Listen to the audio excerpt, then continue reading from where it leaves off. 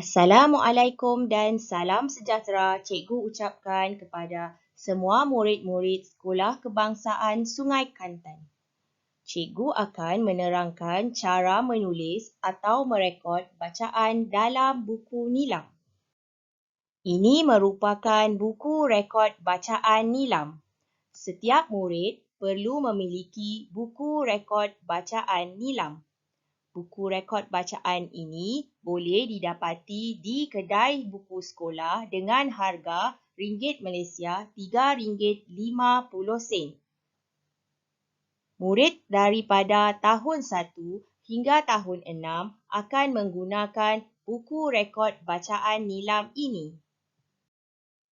Pelbagai bahan bacaan boleh direkodkan di dalam buku rekod bacaan nilam.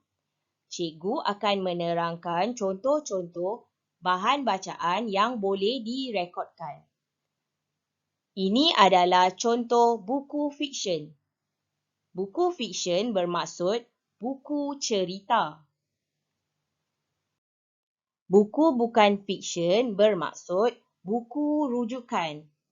Kisah Rasul dan Nabi-Nabi juga merupakan buku bukan fiksyen. Terdapat pelbagai bahan bukan buku yang juga boleh direkodkan di dalam buku bacaan nilam seperti majalah, komik dan juga surat khabar. Ini merupakan contoh bahan digital iaitu e-book. Murid-murid boleh layari laman sesawang seperti tertera untuk membaca buku secara atas talian. Sekarang, cikgu akan terangkan bagaimana cara untuk menulis buku rekod nilam. Terdapat beberapa perkara yang perlu murid lengkapkan di dalam rekod bacaan nilam setelah selesai membaca setiap bahan bacaan. Pertama, murid perlu menulis bilangan bahan bacaan. Kedua, murid perlu menulis judul ataupun tajuk bahan bacaan.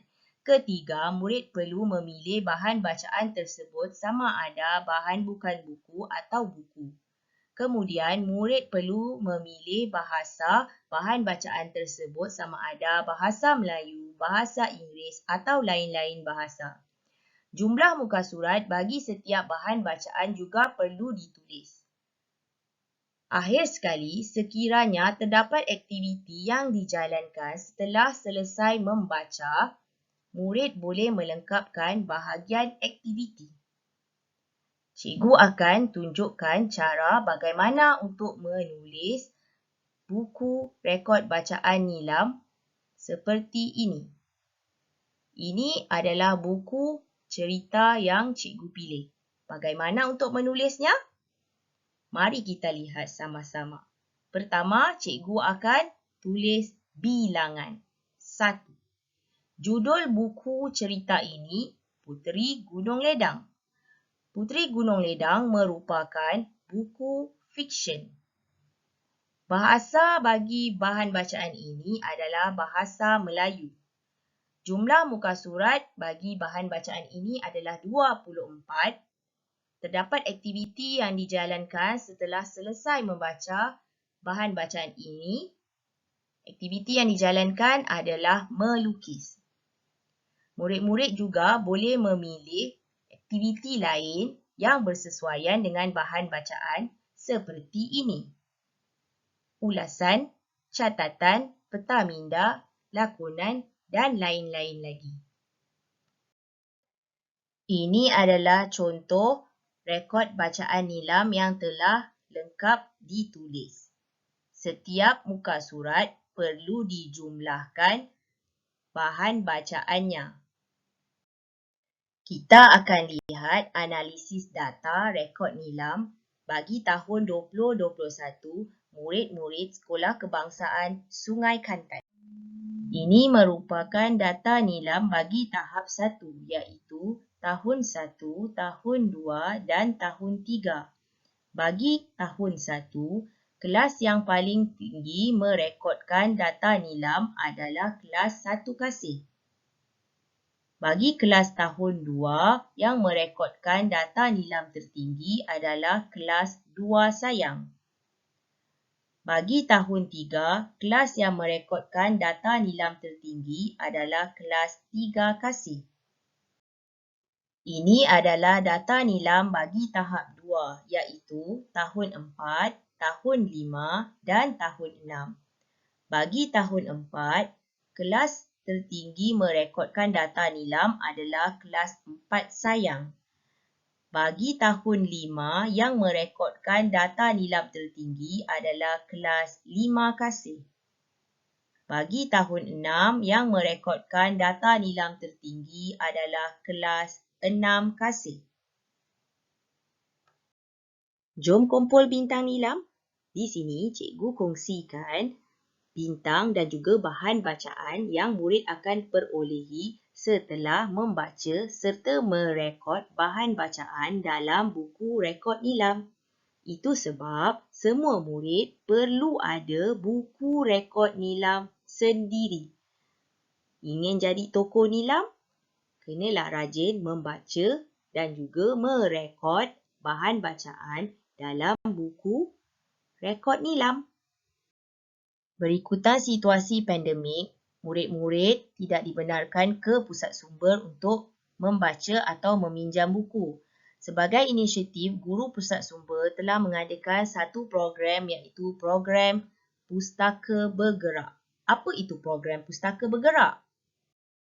Program Pustaka Bergerak ini hanya dijalankan di dalam kelas aliran perdana sahaja iaitu dari darjah 1 sehingga darjah 6.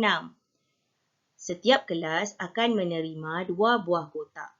Sebuah kotak berisi buku dan sebuah lagi kotak untuk menyimpan kad pinjaman.